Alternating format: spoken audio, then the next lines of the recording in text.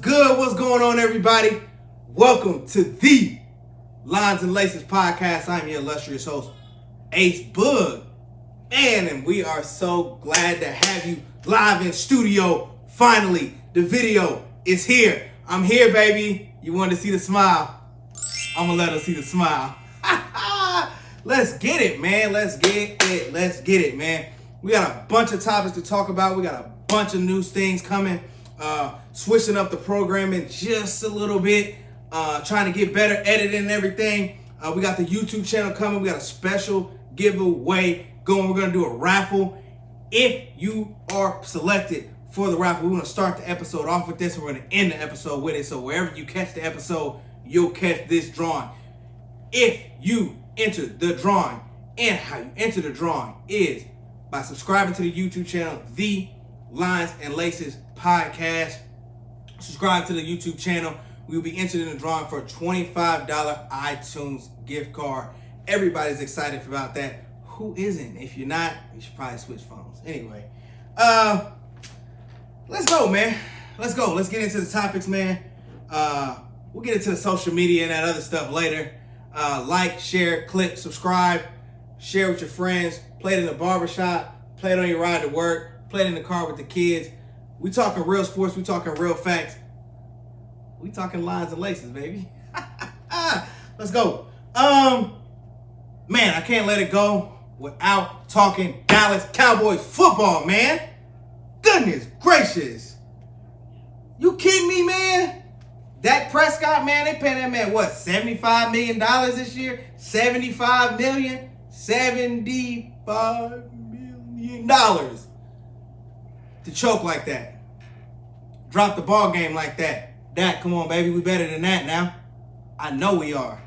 But see, honestly, I listen to a lot of people. I talk to a lot of people about the game and just hearing different sports talks. And everybody has this talk about it's Dak, it's the referees, it's blah, blah, blah, blah. But you know who it really is? It's two people.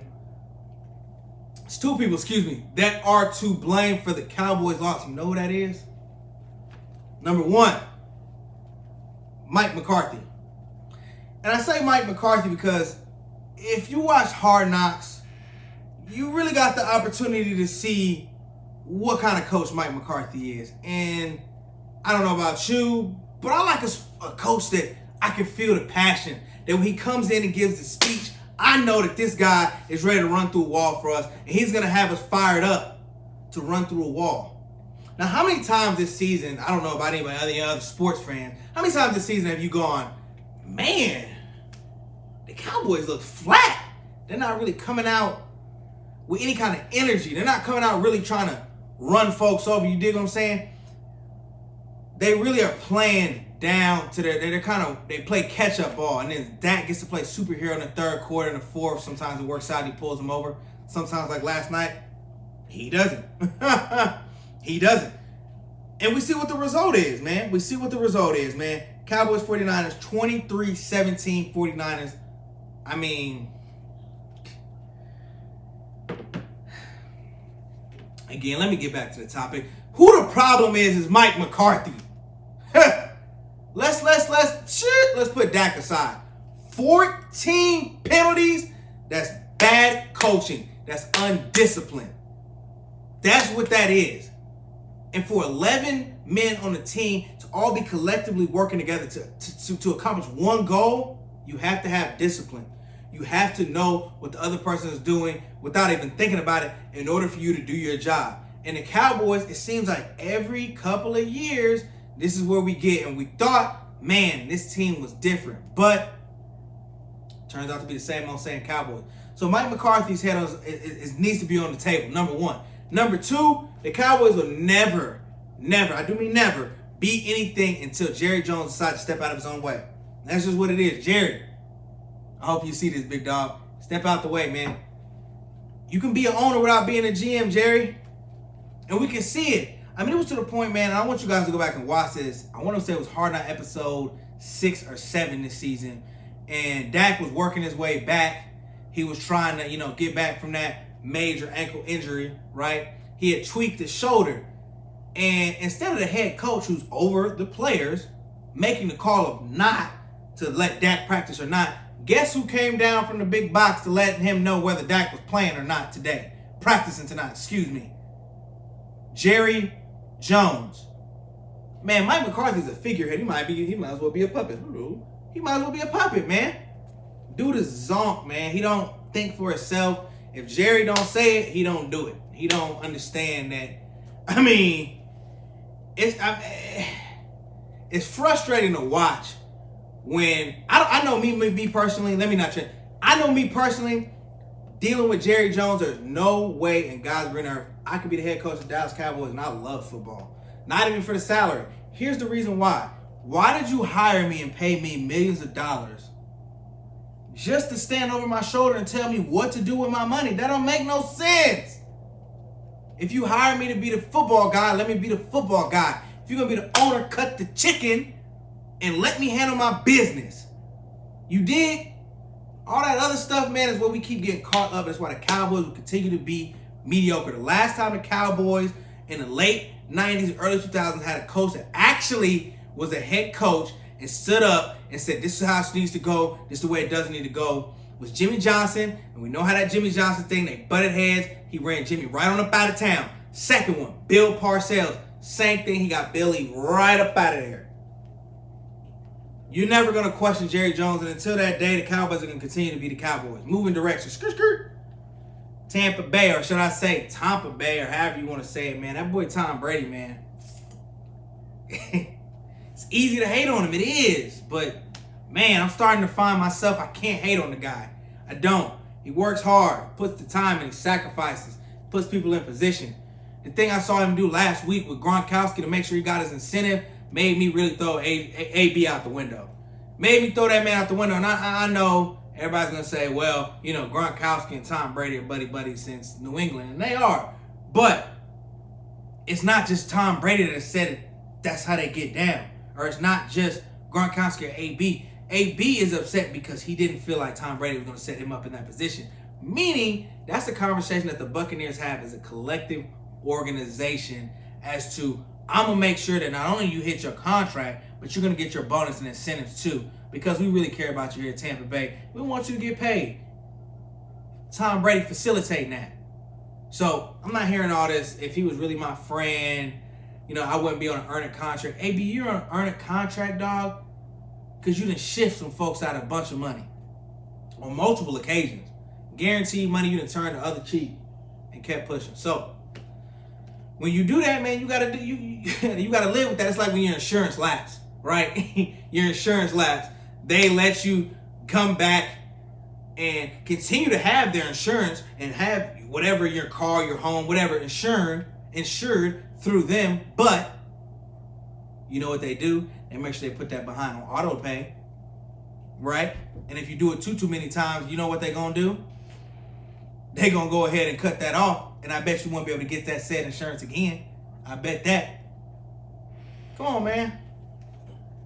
Come on, man. What do you expect, man? Anyway, moving forward. Tom Brady, Tampa Bay handled business against Philly. It wasn't even close. They looked unmatched. I mean, just bullied, blown off the ball. That Tampa defense starting to look like they was in that Super Bowl run. They're starting to get some folks back. Leonard Fournette did make the game. But, man, Tampa Bay looked good, man. Without AB, they replaced some folks and just absolutely kept rolling, man. What do you want him to do? What do you want him to do, man? He is the GOAT, man. He is what they claim is the GOAT, man. Mike Evans went off 9 receptions, 117 yards.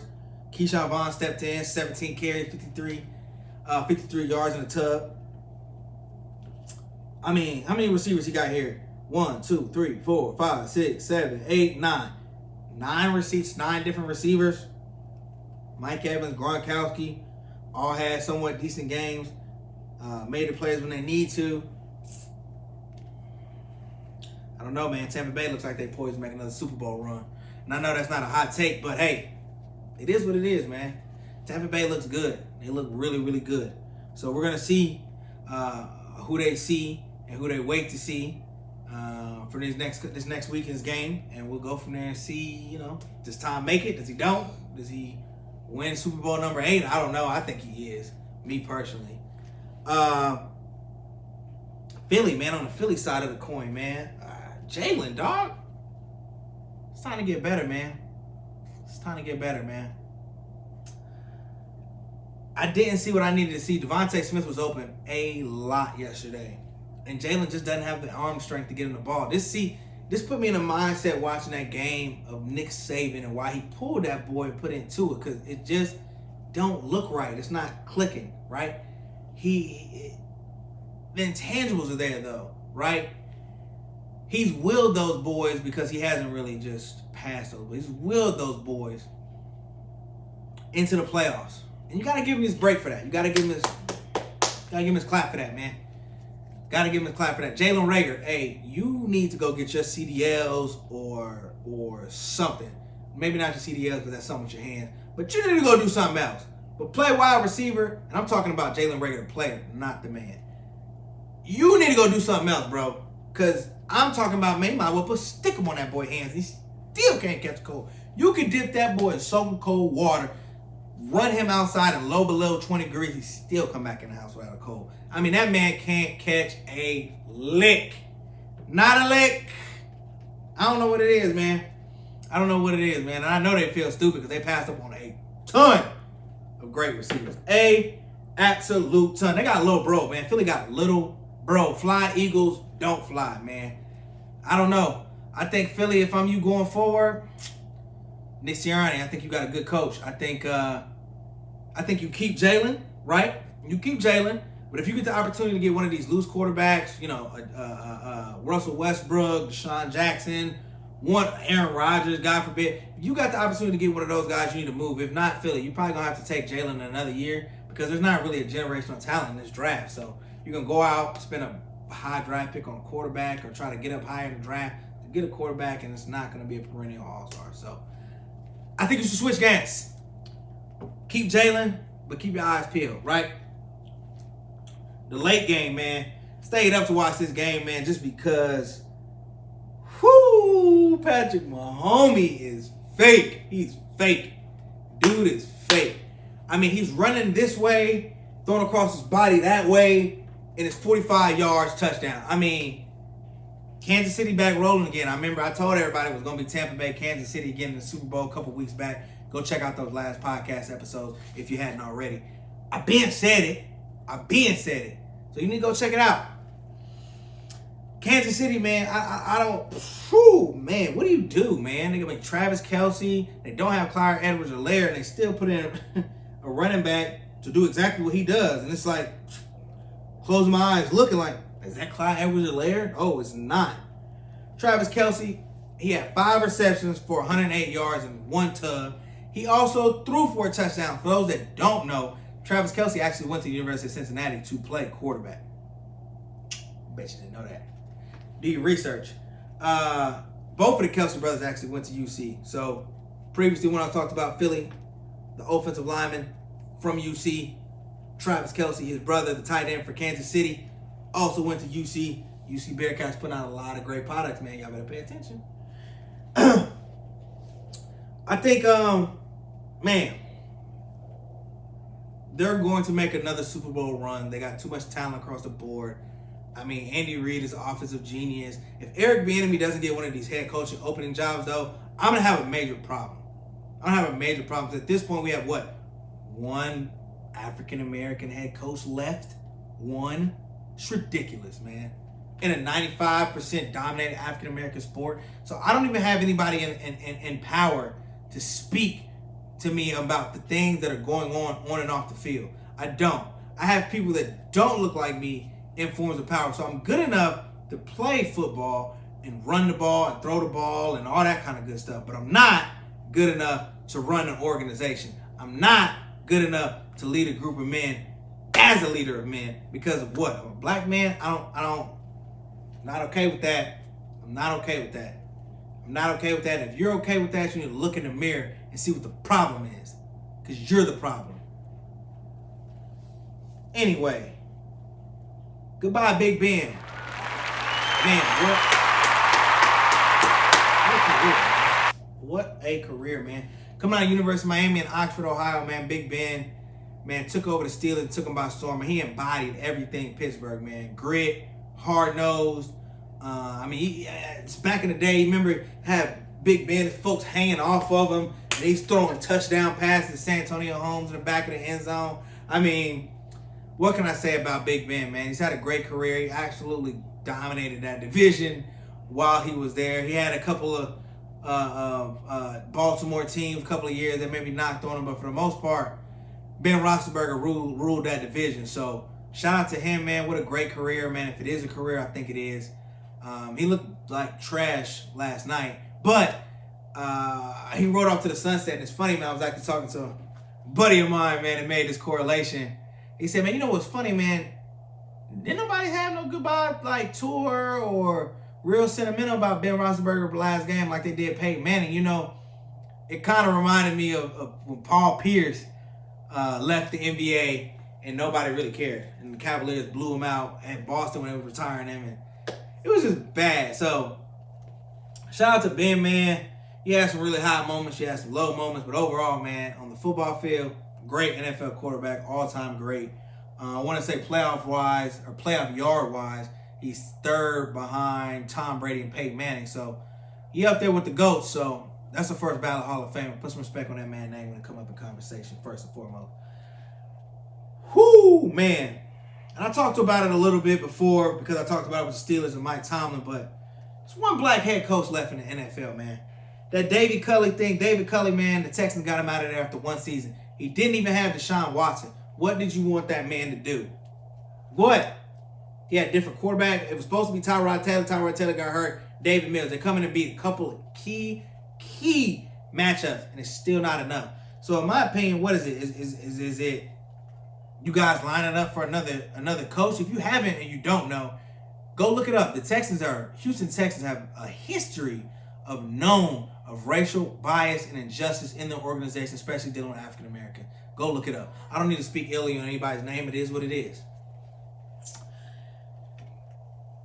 If we don't get this situation fixed now, we're going to look up and it's going to be the 1970s and 80s again, and we're not going to have any black coaches in the NFL. And for me and other young African-American folks, that's a problem. I want to watch a product that I not only see folks that look different than me, but I want to see folks that look like me given the opportunities and position of power to make decisions.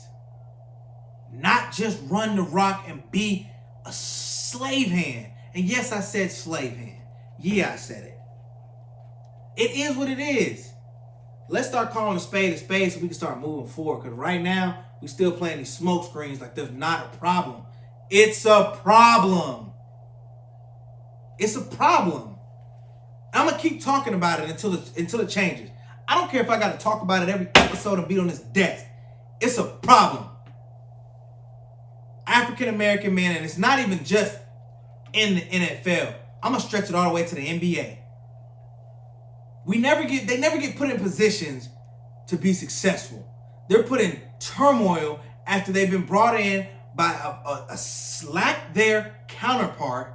They've been brought in afterwards to play cleanup duty with spare parts and nothing and are asked to produce. And a good amount of the time, they still produce no matter what. We're not given the same opportunity in long leashes of 3 or 4 years to turn the organization around and let us get our people in it. Those type of players that fit our schemes. We're not allowed that. We're told in a year, maybe 2, you better get it together and get it fixed now. You don't have the benefit of the doubt. And therein lies the problem. If you don't see it, you're blind. Open your eyes. Come join us here on planet Earth, planet America, I should say. Come join us, because that's what it really is going on, whether you want to believe it or not. Bengals break the 30-year curse. The Bungles, hooray! The Bengals, man. Joey B. Ha ha! That's a bad white boy, man. That brother is cold, man. I know y'all saw that post-game interview my man had on the pink Cardis. For those that don't know, man, the pink Cartiers, man, I'm telling you. Real player stuff, man. That's real P right there, B. That boy Joey B, that's P, man. I'm telling you, man. Joey B. Fly. He bringing that thing to Cincinnati, that swagger, that that camaraderie. Man, Joey B so fly, he got me wanting to buy me a black and orange Bengals jersey. You know? The ones that they just wore for the playoff game, things was hard. Hard, man. But yeah, Cincinnati went in there and handled business, man. Joey B is the future, man. I think Lamar Jackson and Joey B are going to go at it in that division going forward. Obviously, Pittsburgh still figuring it out. Cleveland shaking bake. He getting ready to shake his butt up out of town. So I'm telling you, man, future of that division, Joey B and Lamar Jackson, they're going to be really going at it head-to-head every year for that division, man. It's good to see the Bengals back working. 26-19, the Bengals pulled it out. Joe Burrow, man, let me give you a stat line. 24-34, 244 yards and 2 tubs.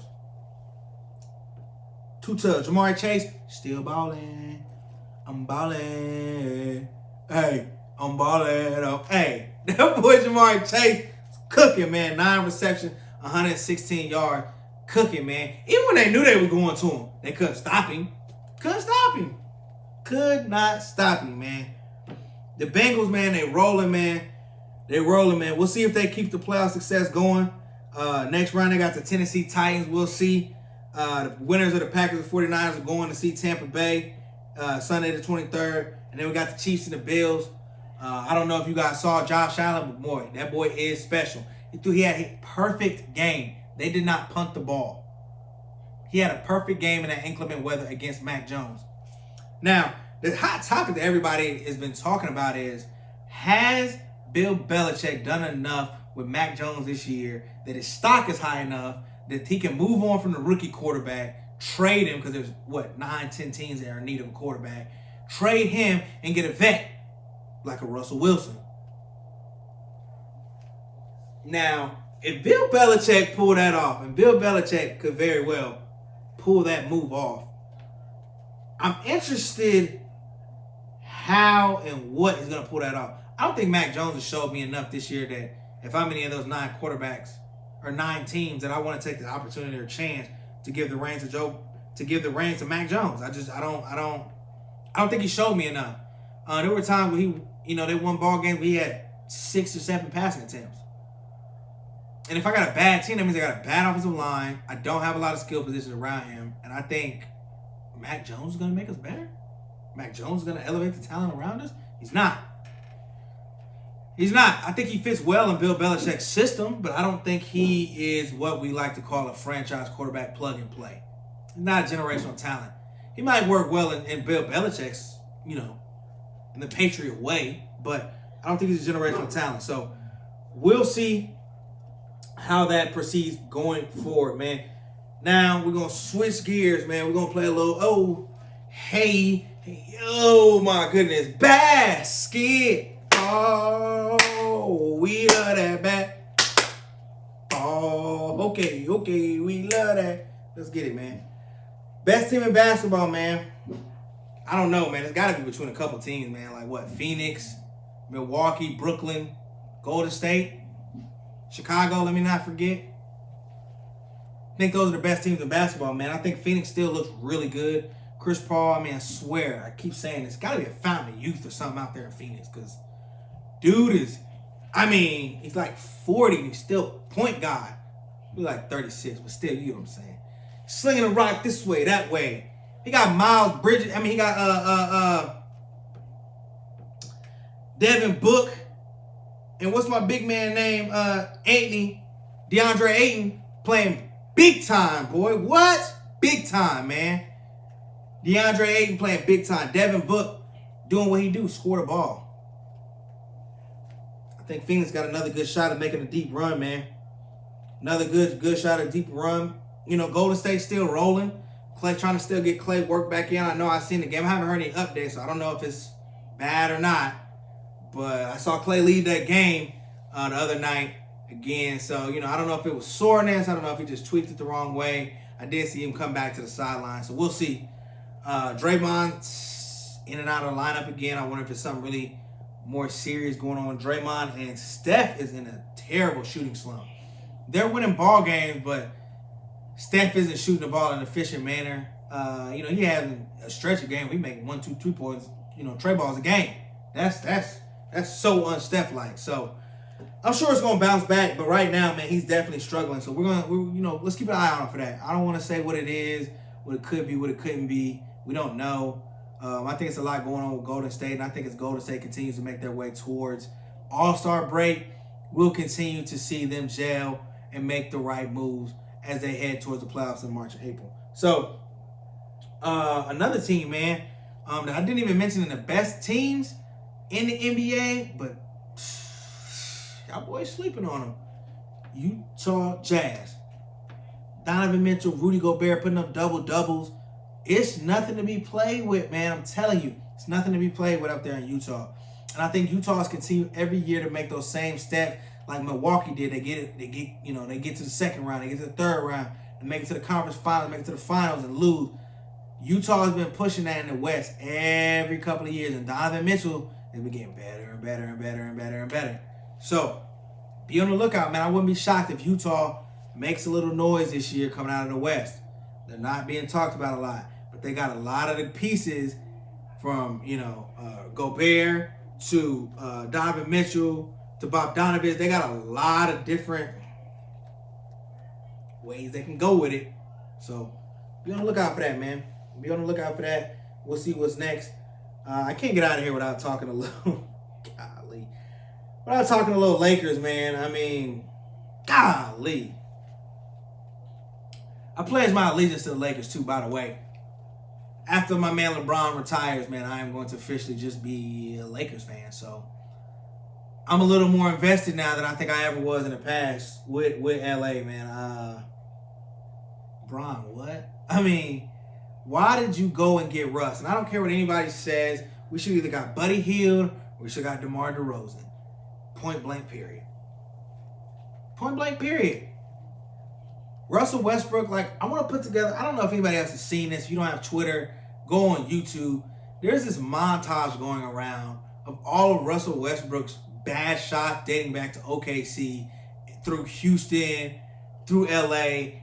And to be an NBA point guard, he has a lot of stuff that doesn't hit rim, that just clanks off the backboard. I mean, it's like ugly pull-up shots, like hideous. And I don't know, is he working on it in the offseason? I see videos of him, working on the pull-up. The form is good, but it just doesn't look good in the game. And I think what makes it so much worse for me is he nonchalantly doesn't even take responsibility for it. He's like, people miss bad shots. Dog, what are you talking about? People miss shots. They're not making the kind of money you making to miss some kind of daggum shots. What are you talking about? What? I'm telling you, man, Russ, man, I love him to death. First ballot Hall of Famer, but I don't think Russ plays winning style basketball, honestly. And I feel bad for the way I talked about KD for leaving him, because I'd have left him too. Dude doesn't play smart basketball. He's not efficient. He doesn't make smart decisions with the ball. He's a bad shooter. At the point guard position, what do you do well? And your free throws are terrible. So I can't even trust you to go to the line and get some guaranteed points. You're just taking up space. So again, I'm going to say it live on YouTube too. Russie, 80, get him out of here. Trade him out. Bye. See ya. Because going forward, man, Bron got 2 more years. 80 ain't the future. 80 ain't the future, and neither is that old behind roster we got in LA. So it's time to overhaul. Bron, if I'm the Lakers, honestly, and I hate to say this about Bron, I swear I do, I give him the rest of this season and maybe half of next season to start trying to figure it out.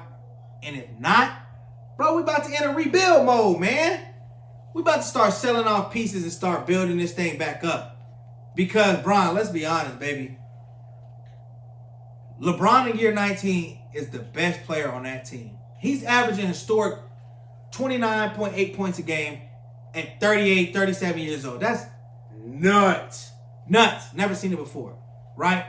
But that doesn't bode well for the Lakers' future. That doesn't look good for long-term down the road LA. So, again, I'm going to give Bron the rest of this season, half of next for the trade deadline, and then I'm going to make something shake. Because we wasting time. We wasting time. All right. Moon. Who else, man? If y'all see me looking down, man, I got the notes over here. We got the phone over here. We got the MacBook over here working. So we're trying to give y'all the most up-to-date content and figures while all doing it at the same time. Memphis Grizzlies, man. Dallas actually just snapped a 10-game win streak a couple days ago. And I was going to say, man, Memphis without Ja Morant, they wouldn't be rolling like this. But Memphis was rolling like this without Ja Morant, man. They got a really good team. I think Steven Adams gave them what they needed. I think across the board, bro, they just play really good basketball. Solid defense. I think they're number 4 in the West. So be on the lookout for Memphis, man. I think Memphis is going to make a lot more noise than people think. And if you didn't, I believe I just talked about it in the last episode, but I got to talk about it again.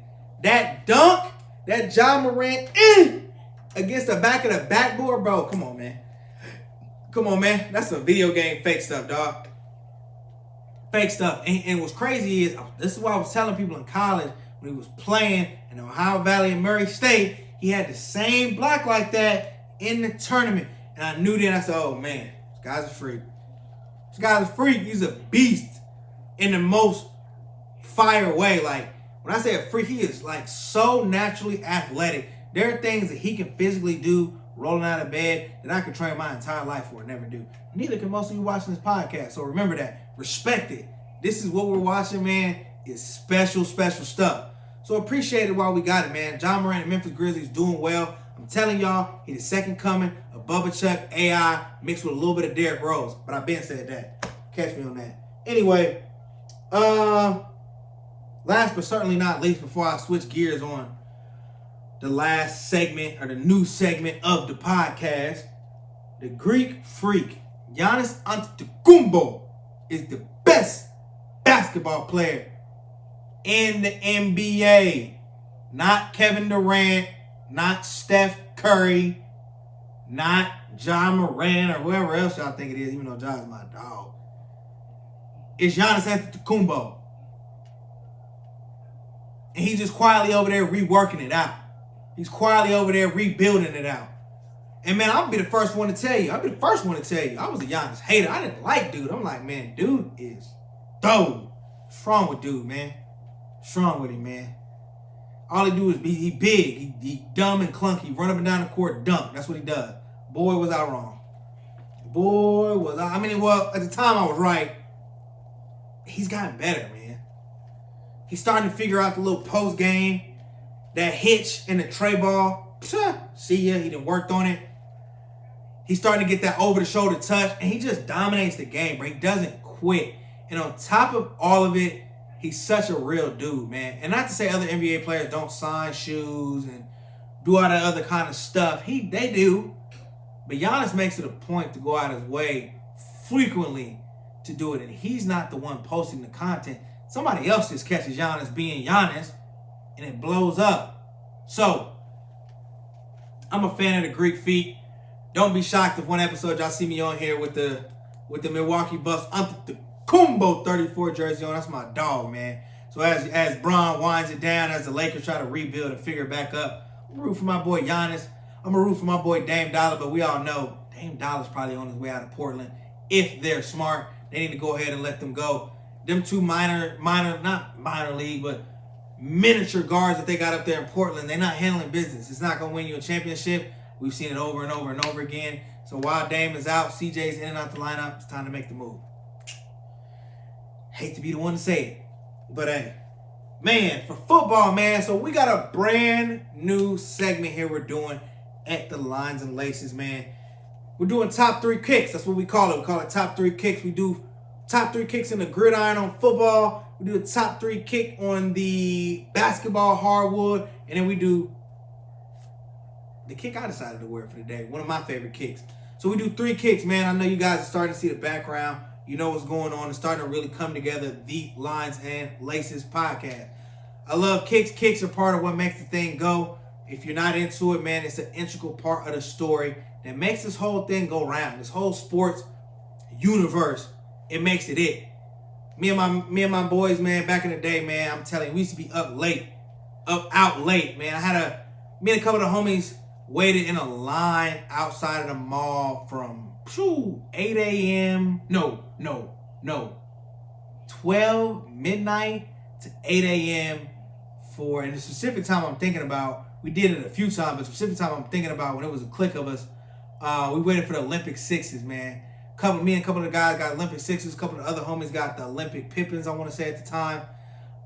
It was just a vibe, man. It was different, man. That was when sneaker culture was still so a little dangerous, wasn't as regulated, but you could also meet some of the greatest friends, man. Have some of the best times ever. My mom thought I was a lunatic. Like, boy, you did what for some sneakers? Yes, I did. So, top 3 kicks, man, in the football world. We usually give it to one person, but I just couldn't. I couldn't this week. I got to give it to the Cowboys, or the offensive unit of the Cowboys, and that's Dak Prescott in the cool gray 11 cleats. And the reason why that's so lit is obviously Christmas. We just got the Christmas 11 releases. That was major. So for Dak to pull them out in the first playoff game, home playoff game, cool gray 11 cleats, fire. Everybody else that didn't peep, which I hope you did, Ezekiel Elliott had the royal blue foam-posite cleats. For all those that don't know, I got them behind me right there. The OG original royal foam-posites. Penny Hardaway used to wear them, made them famous. Had the little abs with Little Penny. Man, if you don't know, go look it up. Penny Hardaway, Orlando Magic, man, it was major, bro. It was a time. Personally, I think, and this is honestly just my opinion, Penny Hardaway is the only person that has a line that really can rival or even match up against Michael Jordan sneaker-wise. If I'm crazy, tell me I'm crazy. Comment, like, subscribe, share. Let me know where I'm crazy, man. But I think personally, I think that's the only one that really comes up to it. I think Kobe has a few good models, but overarchingly, his model line can't line up to Jordan's. I think Bron has a few good models, but overarchingly, his line can't add up. Penny Hardaway, and you guys can lie if y'all want to, but there was a time when people was wearing every single Penny Hardaway model that was dropping. Period. Half cents, foam posits. Man, y'all had them. So let's cut it out. Penny Hardaway, man, sneaker god. NBA, man, number 2, Josh Richardson for the Boston Celtics, man. He had the Kobe 9 Elite All-Star, man. For those that don't know, the reason why I picked these specifically, I recently ruptured my Achilles.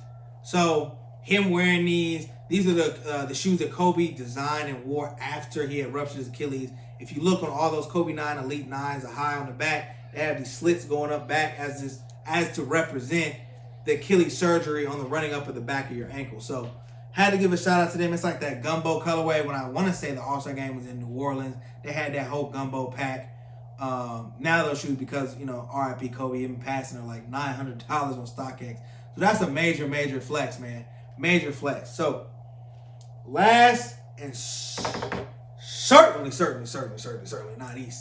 not least, my kicks. What I decided to wear today. Let me tell you why I decided to wear these shoes, man. A couple of reasons. Number one, it's the first episode I'm releasing of the Lines and Laces podcast via YouTube. So we had to bring out something special for that. And this is not my favorite Jordan of all time, but this is just one of my favorite. I have a lot of childhood memories from it. A lot of my day one guys remember how much I loved them. I even loved the ones that they released, man, back in like 07. It was like the black with the suede. It had the crossed out eyes and the upset face on the tongue of them to really make them flu games. For those that don't know, though, it's funny, misconception. I actually learned it prior to this, but if you don't know, rewatch The Last Dance. Michael Jordan didn't have a flu, man. It was actually food poisoning from the Utah pizza delivery guy, man. That's why he was so dehydrated. He was throwing up before. When you have food poisoning, throwing up all the liquids and stuff and leaving your body. Jordan still walked out of there, 38 points. He had a tie-breaking three-pointer. Ended up with 25 seconds left, and the Bulls ended up winning that game, 90-88. Ended up taking the series lead 3-2. We all know how that went. Jordan closed it out next game, doing Jordan-like things. But the shoe I'm talking about, as you all already heard, it's the Flu Game 12s, baby. Flu Game 12s, man. These hard, man. These are special to me, man. I had to do a lot to get them. It's nothing like them, man. Black and red shoe. Man, all the memories, man. Mike being fake sick. I worn these a couple times when I was in college, post-college. When I was sick, I'd be like, oh, I'm wearing the flu games with the flu. I know, right? But yeah, man, absolutely love these, man.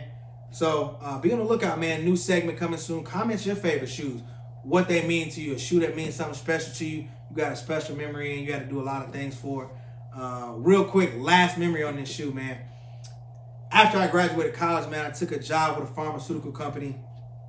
And pharmaceutical company was moving me to a way off far state out in way but Iowa, right?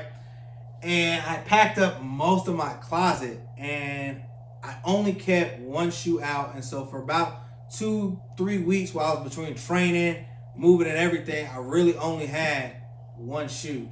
And this shoe. So this shoe took me from downtown Indianapolis, back and forth to training, to Iowa, back to North Carolina, to date nights, to kicking it with the homies, to going out. Man, playoffs, the flu game 12, man. Nothing like it, man. If you're not, be on the lookout. February 11th, the playoff 12, the white, black with the little gray accent right here is actually dropping. Probably gonna be trying to cop them too. Yeah. So, you guys are starting to really understand this Lines and Laces podcast thing. It's really deep. I really love shoes. I really do this sneaker thing, as you guys can see. We're going to have more, man. This is going to be an integral part of the podcast going forward. So you guys better get ready. Get your kicks ready. Get your sneakers ready. All the guests. If you a guest on the Lines and Laces podcast, your foot game better be right. Oh, and before I get out the door, the difference between us and the Lines and most of these other podcasts, here's the Lines and Laces podcast. We don't like to just wear our own merch. We like to get fresh. And I mean get fresh how we get fresh. Let's not play. Y'all know what I'm talking about. So you see what's going on, man. I got the Ohio State snapback going on, old school vibe. Really kind of reminds you of them old school Raider days back in the day. Real clean, green bill, real fly. Got the Nike Tech fleece sweatsuit on. You already know 2020 vibes. Didn't get the 2021 one yet, man. It's kind of got some funky colors on it, but we got a couple in the works. Last but not least, man, t-shirt, man. We got on Wu-Tang. Wu-Tang. Yes, sir, man. Enter the chamber, man. Yeah, so what a great first episode on the YouTube channel, man. Thank you so much for joining us, man. Like I said, like, comment, subscribe. We're doing a giveaway.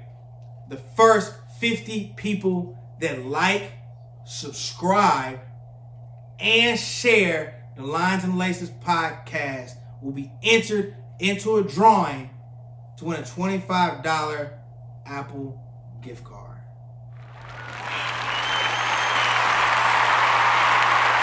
Yeah, we doing it for y'all, man. We're doing it for the fans. And when I say $25 Apple gift card, that means you download all the other podcast streaming platforms to listen to the Lines and Laces podcast, right? Right. So, while I got y'all here, man, the Twitter handle is at the LNL_pod. The Instagram handle at the Lines and Laces _podcast. Facebook at the Lines and Laces podcast. And TikTok at the Lines and Laces podcast, man. We doing it all. We coming to you. More content. We coming more frequently. We got the video. We got the podcast. We got special guests coming. Be on the lookout, man. We're going to keep growing. We're going to keep pushing this thing. And as you guys see, we do it for the fans, baby. No matter what level we go to, no matter what angle we go to, it's for the fans. We're bringing you a whole different angle of sports topics. We're not giving you the everyday, regular sports. Oh, this is the topic. This is what we're talking about. This is what could be. This is what the angle needs to be. We're bringing the real talk, man. We're bringing what you're talking about in the barbershop, what you talk about with your homies when they ride in the car. We're talking about what you really want to say but can't say because you think somebody's going to judge it for you.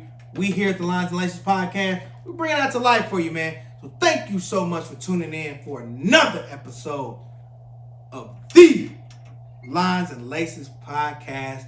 I am your illustrious host. It's been real. It's been cool. But it's also been real cool, man. So peace. And a bottle of hair grease, man. I'ma holla at y'all with the bleep. Hey, man, cut the camera, man. Cut the camera, man.